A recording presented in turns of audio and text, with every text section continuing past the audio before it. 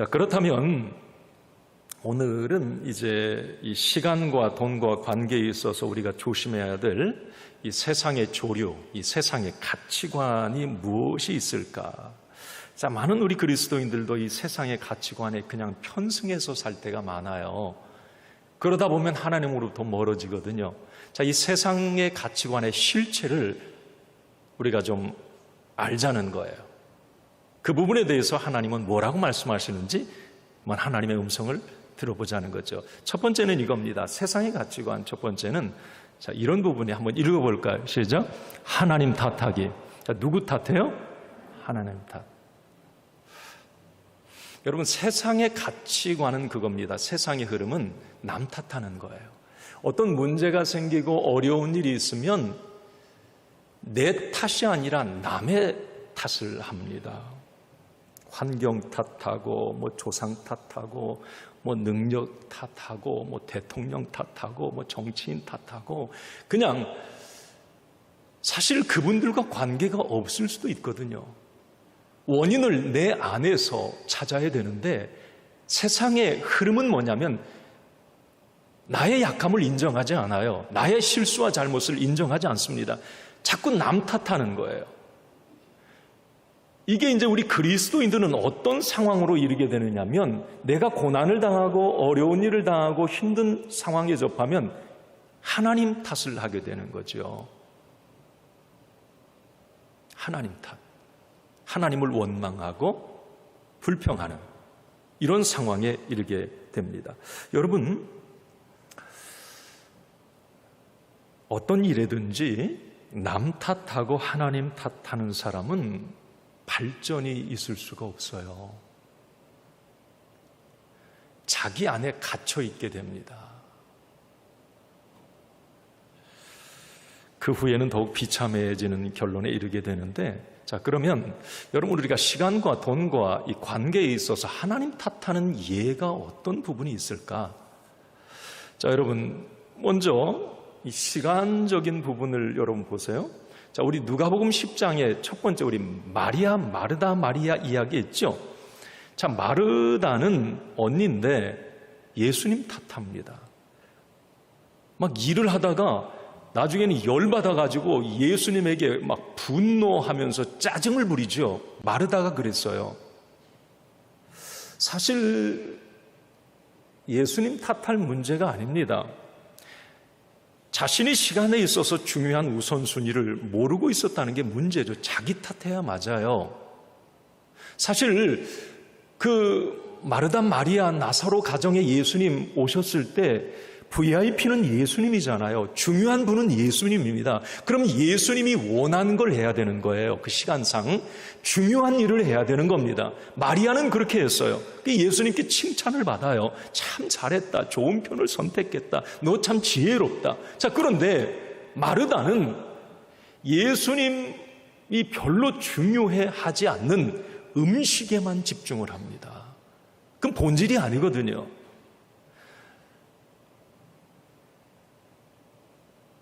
우리가 시간을 활용함에 있어서 정말 중요한 일들을 하지 않으므로 많은 어떤 중요한 것들을 놓치게 돼요. 그러고 나서 이제 하나님을 원망하고 하나님을 탓하는 이런 경우가 있어요. 이건 안 되죠. 하나님이 원하시는 게 아닙니다. 여러분, 돈에 있어서도 그래요. 누가복음 12장에 제가 어리석은 부자 얘기 했잖아요. 어리석은 부자가 왜 어리석다고 그래요? 그 사람은 돈만 있으면 다 된다고 했어요. 돈만 있으면 이거 완벽하다. 그래서 이 어리석은 부자는 돈이 자기의 가장 의지였고 피난처였어요. 그런데 하나님이 어느 날 선언하시는 거예요. 돈보다 더 중요한 게 있단다. 네 생명. 내가 오늘 밤 네 생명을 걷어갈 거야. 여러분, 왜 어리석은 부자입니까? 자, 어리석은 부자는 하나님 탓할 필요가 없어요. 돈만 보고 하나님을 못 본 자신의 문제입니다. 자, 우리가 이 돈을 사용함에 있어서 돈을 자기 어떤 탐욕과 정말 하나님의 선한 청지기의 마음으로 활용하지 못하고 돈으로 인해서 어려움을 당하는 경우가 많아요. 그건 하나님의 성경적 관점을 벗어난 어떤 부분으로 인해서 오는 경우가 많거든요. 그리고 내가 이것 때문에 하나님 고난당했어요, 어려워요, 하나님 원망하고 하나님 탓하고, 이것도 있어서는 안 되는 일이거든요. 여러분, 관계에 있어서도 마찬가지 아닙니까? 우리가 지난 시간에도 말씀드렸습니다마는 절제하지 못하고 어떤 선을 넘게 돼요. 도덕과 윤리, 믿음의 경계를 넘음으로써 모든 것을 잃어버리는 경우, 그리고 나서 하나님을 탓합니다. 여러분, 불의와 불륜의 선택은 내가 한 거예요. 그건 나의 자유의지입니다. 하나님이 잘못해서가 아니에요. 나의 욕심이 불의를 선택했고 나의 정욕이 불륜을 선택한 거예요. 자기 탓이죠. 자, 이처럼 시간과 돈과 관계에 있어서 어떤 경우에 우리 믿음의 사람이 내 뜻대로 풀리지 않으면, 뭔가 결과가 잘못 나오면 하나님께 화를 내고 하나님을 원망하고 하나님을 탓하는 경우가 있다는 거죠. 잘못은 자기가 해놓고 하나님을 원망하는 거예요. 이것은 하나님이 기뻐하지 않는 거예요. 성경 고린도전서 10장 10절에 보면 사도 바울이 이런 부분에 대해서 이렇게 지적을 합니다. 한번 읽습니다. 그들 가운데에 어떤 사람들이 원망하다가 멸망시키는 자에게 멸망하였나니 너희는 그들과 같이 원망하지 마라.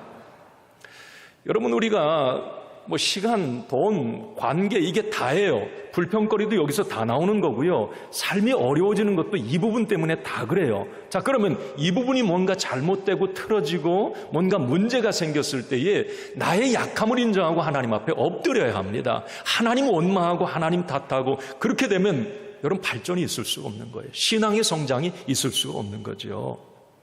그래서 사도 바울은 그렇게 얘기하는 거죠. 하나님을 원망하는 것은 성장이 아니라 멸망의 지름길이다. 여러분, 사도 바울이 뭘 염두에 두고 오늘 고린도서 10장 10절 얘기를 했느냐면, 그 이스라엘 백성을 광야 40년 그거 두고 얘기한 거거든요. 얼마나 이스라엘 백성 원망해요. 조금 잘 되면 히히 웃었다. 조금 어려우면, 아니 하나님 능력 봤으면 홍해 가르고 건너고 만나와 메추라기 불기둥 구름기둥 그 정도 경험했으면 조그마한 어려움이 있어도 하나님 해결하실 거야, 감사했어야 맞아요. 하나님이 함께 하셔. 그런데 내 상황에 조금만 어려움이 있으면 하나님 원망해요, 막 불평해요. 여러분, 그 원망은 어떻게 됩니까? 광야가 결국 그들의 끝이 되고 말아요. 가나안의 성장이 있을 수가 없어요. 원망하고 불평하고 하나님 탓하면. 여러분, 세상의 흐름, 세상의 조류는 자꾸 남 탓하는 거예요. 우리 그리스도인들 하나님 탓하는 것, 이거 경계해야 합니다. 자, 그러면 우리가 이런 상황에서 하나님 탓을 하지 않기 위해서 우리 믿음의 사람은 어떻게 해야 하는가? 잠언 3장 6절을 같이 읽어봅니다. 너는 범사의 그를 인정하라. 그리하면 내 길을 지도하시리라. 아멘. 자, 너는 범사의 그를 인정하라고 그러죠. 범사라고 하는 건 모든 일이에요. 시간, 돈, 인간관계, 우리의 일상의 모든 것. 자, 범사에 누구를 인정해요? 하나님을 인정하라는 거예요. 자, 여기 하나님을 인정하라고 하는 것은 두 가지예요. 하나는 네가 시간을 활용하고 돈을 쓰고 사람과 인간관계를 맺어갈 때 늘 하나님을 의식하고 하라, 이거예요. 인정하라는 것. 그럼 우리는 많은 부분에 절제하게 될 겁니다. 하나님이 두려워서라도 그거 안 하게 될 거예요. 하나님 의식하라는 거 인정하라. 또 하나는 뭐냐면, 너는 매사에 어떤 시간과 돈과 관계가 뭔가 틀어지고 잘못된 결과가 나왔다고 할지라도, 자, 하나님을 인정하라. 합력해 선을 이루어 주실 하나님을 기대하라는 겁니다. 그게 하나님 인정하는 거예요. 자, 우리는 이렇게 매사에 하나님 탓하고 남 탓하고 이런 믿음의 사람들이 되지 않기 위해서는 하나님을 매사에 인정하고 합력해 선을 이루실 하나님을 기대하고 사는 거예요. 그럴 때 우리는 범사에 감사하는 사람이 됩니다. 매사에 하나님을 원망하는 사람이 아니라. 사랑하는 성도 여러분, 저와 여러분들이 하나님 탓, no, 하나님께 감사, yes, 그런 저와 여러분들이 되기를 바랍니다. 하나님 탓 하지 맙시다. 내 탓이요, 그래요. 내가 부족해요, 하나님. 내 잘못이에요.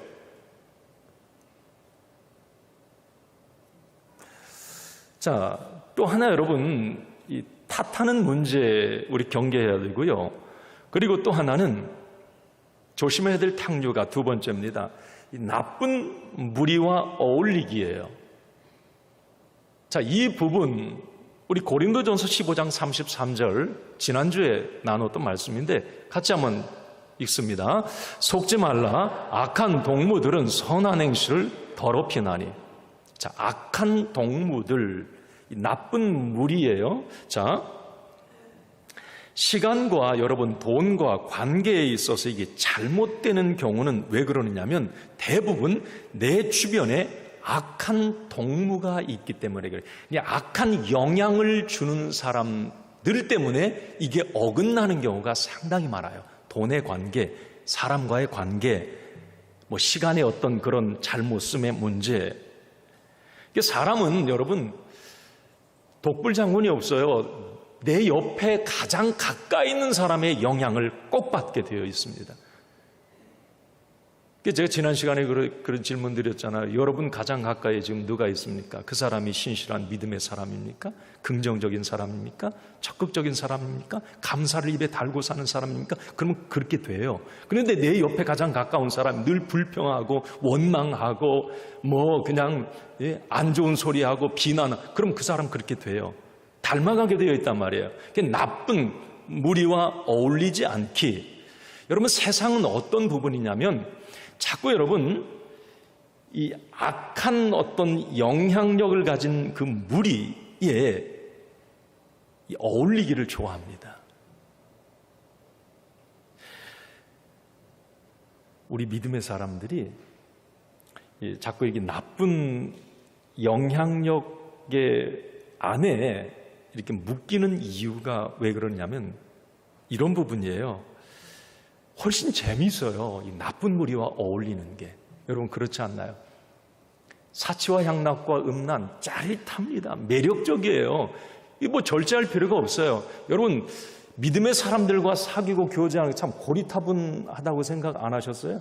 세상 사람들과 노는 거 재미잖아요. 그래서 자꾸 이제 우리가 나쁜 어떤 영향력을 받는 그 공동체 안에 들어가게 되는 거예요.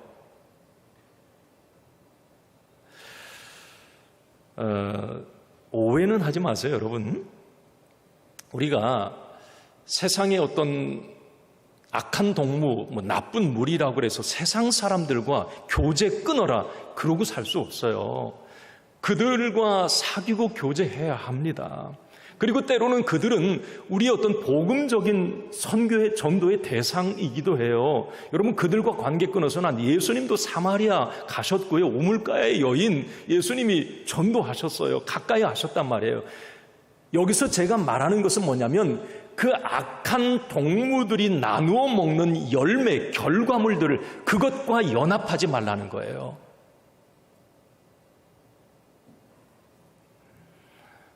그런 생각이 듭니다. 여러분, 그 에덴 동산에 선악과 그건 먹으면 안 돼요. 그런데 하와가 그걸 먹잖아요. 옆에 나눠 먹자고 그래요, 남편. 모든 것을 다 잃어버려요. 행복과 모든 걸 다 잃어버려요. 여러분, 나쁜 악한 열매, 그 믿음의 양심을 가진 사람들은 다 알아요. 저건 안 좋은 열매, 저건 먹어서는 안 돼. 저 시간, 돈, 저 관계, 저 열매는 악한 거야. 먹어서는 안 돼. 안단 말이에요.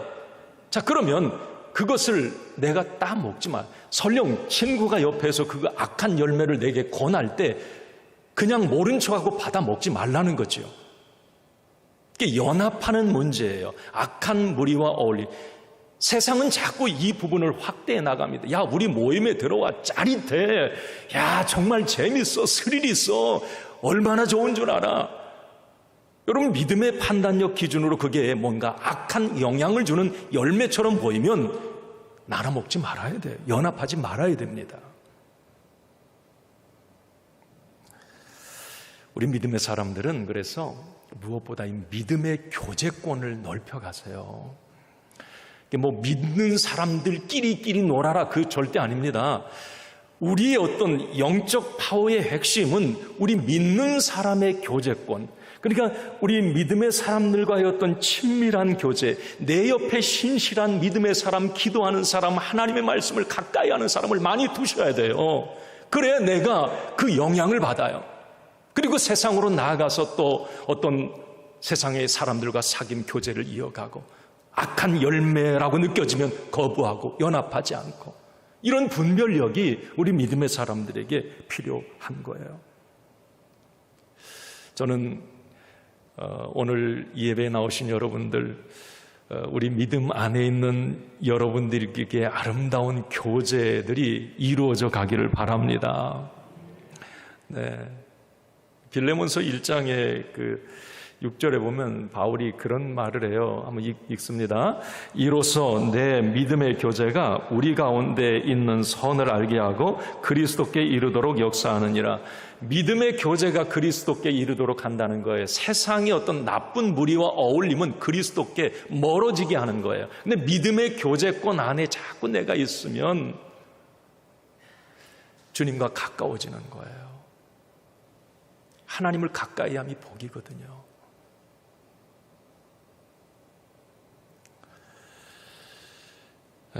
여러분, 시간을 낭비하고 돈을 불의한 곳에 사용하고 잘못된 관계를 갖게 되는 것, 이건 이 나쁜 악한 열매를 내가 취하고 같이 나눠 먹기 때문에 그렇다고 하는 것. 그래서 여러분, 믿음의 분별력을 가지고 잘 정리할 것은 정리하고 끊어낼 것은 끊어내고 절제할 것은 절제해야 합니다. 세상은 우리를 가만 놔두지 않아요.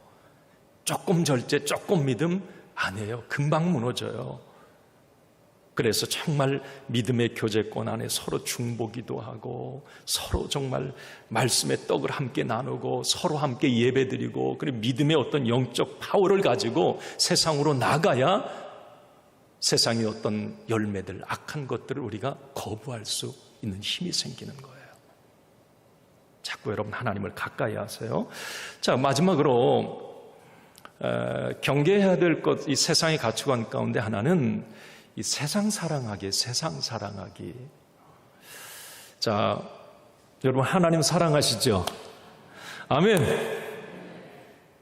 우리 하나님을 다 사랑합니다. 그렇기 때문에 오늘 예배 오셨어요. 뭐 세상을 사랑하면 TV 보든지 뭐 놀러 가든지 사랑할 게 더 많은데 이 시간 이렇게 오셨잖아요. 하나님 사랑하는 거 맞아요. 자, 그런데 우리가 세상을 살아가다 보면 세상이 요구하는 건 뭐냐면 자꾸 세상을 사랑하도록 우리를 끌어당기는 거예요. 그러다가 우리가 어느 순간에 그 세상 사랑함에 끌려가다 보면 표류하게 되고 하나님으로부터 너무 멀리 떨어져 있는 나 자신을 발견하고, 어느 순간에는 내 바운더리 안에 하나님이 없어요. 철저하게 밀어냅니다. 요한일서 2장 15절에 보면 이런 말씀 있습니다. 한번 읽습니다. 요한일서 2장 15절입니다. 같이 한번 읽습니다. 이 세상이나 세상에 있는 것들을 사랑하지 말라. 누구든지 세상을 사랑하면 아버지의 사랑이 그 안에 있지 아니하니라. 자, 세상 사랑이에요. 세상을 사랑하지 말라. 그러면 하나님 사랑이 내 안에 없다는 거예요. 이건 뭐냐면 세상 사랑과 하나님 사랑은 같이 갈 수 없다는 거예요. 근데 세상은 뭐예요? 자꾸 세상을 사랑하라고 그래요. 그게 최고의 행복이고 세상 사랑하는 게 최고의 기쁨이고 만족이다라고 막 우리를 유혹합니다. 세상 사랑하도록. 그런데 성경은 우리에게 뭐라고 하냐면 하나님을 사랑하라는 거죠. 하나님을 사랑할 때 영혼의 잘됨과 범사의 잘됨에 축복을 주신다고 말씀을 합니다. 자, 여러분, 이 세상 사랑은 대부분 이 세 가지에 연결되어 있어요. 이 세 가지 부분을 여러분들이 알면 세상 사랑을 좀 끊을 수가 있어요. 그 실체를 알면. 자, 요한일서 2장 16절에 보면 세상 사랑의 실체를 이렇게 얘기합니다. 읽습니다. 이는 세상에 있는 모든 것이 육신의 정욕과 안목의 정욕과 이생의 자랑이니 다 아버지께로부터 온 것이 아니요 세상으로부터 온 것이니라.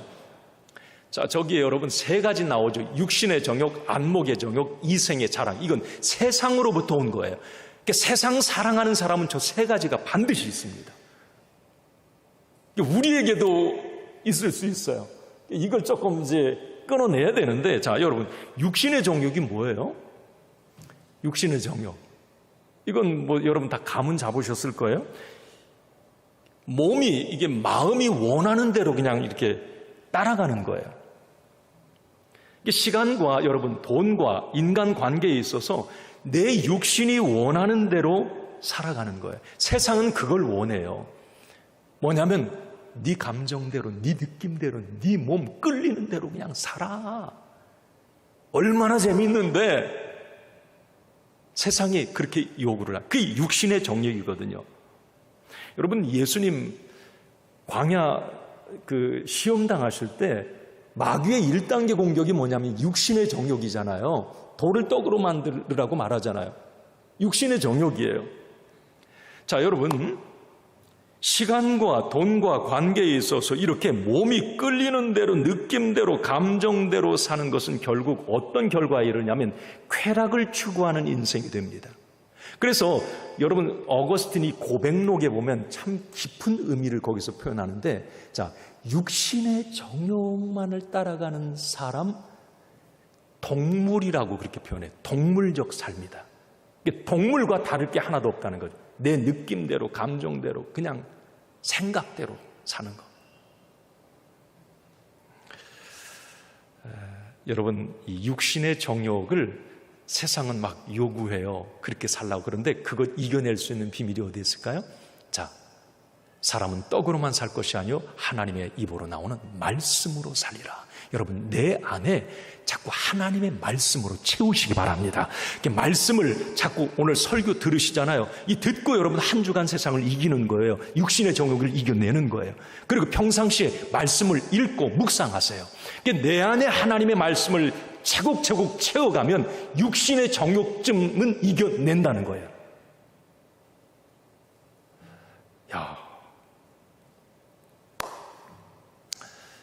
여러분, 또 하나 이게 안목의 정욕이, 이 세상 사랑의 실제 이 안목이 뭐예요? 안목, 눈이잖아요. 눈, 네, 이렇게 보는 거예요. 이건 안목의 정욕이라는 건 뭐냐면 눈의 욕망을 말하는데, 눈이 보이는 좋은 것을 다 갖고 싶어하는 탐욕을 말합니다. 안목의 정욕의 실체는 소유 욕구로 나타나요. 여러분, 안목의 정욕이 있으면 더 큰 집, 더 좋은 차, 명품, 더 많은 돈, 더 아름다운 외모. 이게 어리석은 부자가 그러잖아요. 더 큰 창고, 더 크게, 더 멋있게 막 즐기자, 더 삐까뻔쩍. 여러분, 이게 안목의 정욕이에요. 그런데 세상은 안목의 정욕대로 정말 삽니다. 여러분, 우리가 TV 광고 보면 다 안목의 정욕, 우리를 다 그런 쪽으로 끌어가는 부분. 물론 다 여러분 잘못됐다는 게 아니라 너무 그쪽에 끌려 살면 세상을 사랑하는 쪽으로 빠지게 된다는 거예요.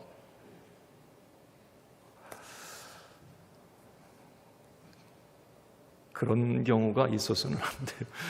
안목의 정욕 때문에 이 정욕을 절제를 못해가지고 대출 받고 카드 긁고 돈 끌어다가 막 안목의 정욕 채우느라고, 여러분, 그러고 뭐라 그래요? 다 이 정도는 하고 살잖아.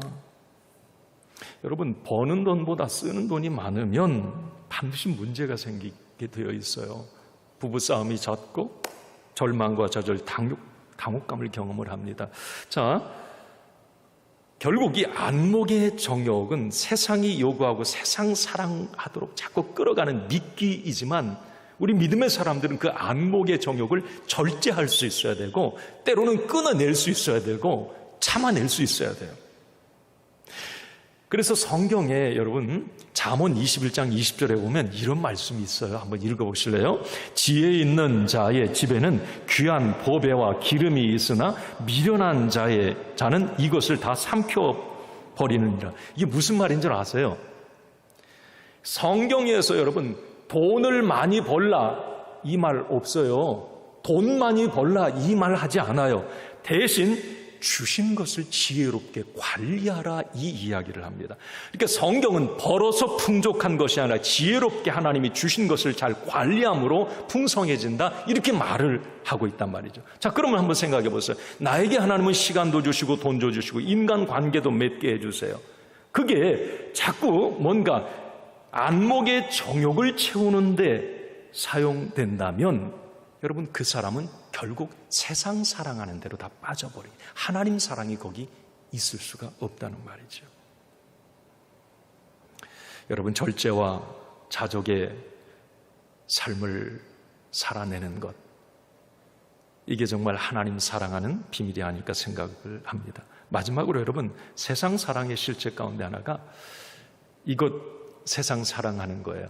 이생의 자랑인데 여러분 이생의 자랑이 뭐예요? 자랑에 포커스 맞추세요. 자랑. 여러분 자랑할 게 뭐가 있으십니까? 우리 세상에 나가면 뭐 어때요? 자랑질 참 많이 하죠. 아, 뭐 이렇게 그 자랑을 해? 라는 생각을 할 때가 있어요. 뭐 돈 자랑하고 명예, 자기 지식 자랑. 여러분 근데 이 이생의 자랑은 세상의 속성이라는 거예요. 왜 그러냐면 그 자랑을 통해서 남을 지배하고 싶어하는 욕망과 자신을 높이고자 하는 교만이 있기 때문에 이생의 자랑을 한다는 거죠. 세상은 이생의 자랑을 위해서 시간과 돈을 사용하고 관계를 이어간다는 겁니다. 그런데 여러분 중요한 건 이생의 자랑의 결과는 이 교만으로 이어지는데 그 교만은 결국 하나님으로부터 떠나게 된다는 거예요. 멀리. 여러분 성경에 자랑하다 망한 사람 누가 있어요? 누가 딱 생각납니까? 삼손 힘 자랑하다가 망했어요. 그죠? 솔로몬 지혜 자랑하다가 나중에 헛되다고 허무감에 탄식을 하고 맙니다. 사울 왕 자기 권력 자랑하다가 죽임을 당해요. 그럼 히스기야 왕 자기 돈 자랑하다가 그 보물창고 열어줘서 다 보여주고 하다가 나라 망합니다. 여러분 이 자랑도 우리가 조심해야 돼요. 그런 이야기 있더라고요. 여러분 40대는 지식의 평등이 온답니다. 그러니까 40대가 되면 배운 사람 못 배운 사람 다 똑같아진대요. 50대가 되면 외모의 평등이 온대요. 이게 뭐 50대 정도가 되면 50에서 60살가 다 배 나오고 뭐 엉덩이 처지고 두리뭉실해지는 거, 이게 그 평등이 온다는 겁니다. 외모에. 60대가 되면 성의 평등이 와요. 그 뭐냐면 남자는 순해지고 여자는 좀 억세지고 남자 여자가 같아진대요. 60대가 되면. 70대는 건강의 평등. 70대가 되면 70세, 80세 정도가 되면 뭐예요? 건강한 사람이나 건강하지 못한 사람 거기서 거기라는 거예요. 80대에는 재물의 평등, 가진 사람이나 못 가진 사람 별반 차이가 없대요. 80대 이상 들어서면. 90대 이상 되면 뭐예요? 생사의 평등이 온답니다. 누구나 죽음을 생각하게 되고 죽는다는 거예요. 이게 여러분 뭐 자랑할 게 있느냐는 거죠. 그냥 하나님이 주신 거에 대해서 감사하고 그냥 그것으로 자족하면 그만이에요. 그 내게 주신 것을 막 교만의 도구로 남을 억누르는 어떤 뭐 기죽게 하는 도구로 그렇게 써서 그게 세상의 어떤 실체니까 우리 믿음의 사람들은 그렇지 않아야 된다는 거죠. 사도 바울의 고백을 우리는 기억했으면 좋겠어요. 엄청나게 잘난 사도 바울 아니에요. 다 가졌어요. 로마의 시민권부터 부자고 대통령감이라고 말씀드렸잖아요. 그 사도 바울 자랑할 게 얼마나 많아요. 그 사도 바울이 뭐라 그래요? 여러분 갈라디아서 6장 14절 읽습니다.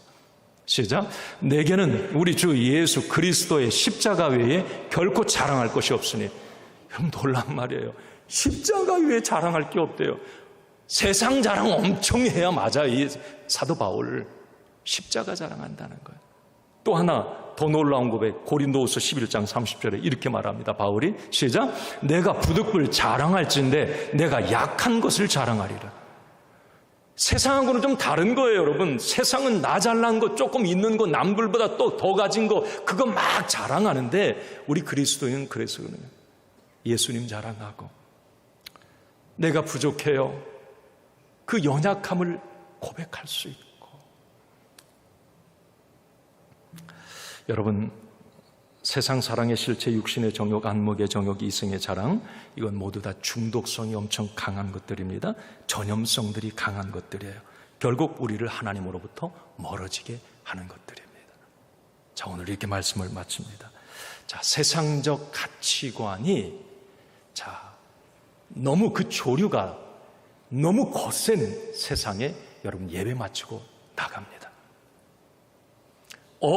한순간에 그냥 떠내려가서 하나님 어디 계시지? 너무 멀리 왔나요? 그 찬양이 있나? 너무 멀리 왔어요. 멀리 갔더니 처량하고 고나요. 여러분, 이 시대를 살아가는 저와 여러분들이 하나님의 가치관으로 무장해야 된다. 하나님의 가치관, 믿음의 가치관, 성경적 가치관으로 무장해야 된다는 거죠. 그래서 우리는 이제 하나님 탓하지 말고 나쁜 무리와 열매를 나눠 먹는 일 하지 말고 세상 사랑에 빠지지 말고 하나님 사랑을 갈망하는 이런 가치관을 가지고 살 때에 세상의 탕류를 거슬려서 정말 하나님이 원하시는 복된 삶을 살아가게 될 줄로 믿습니다.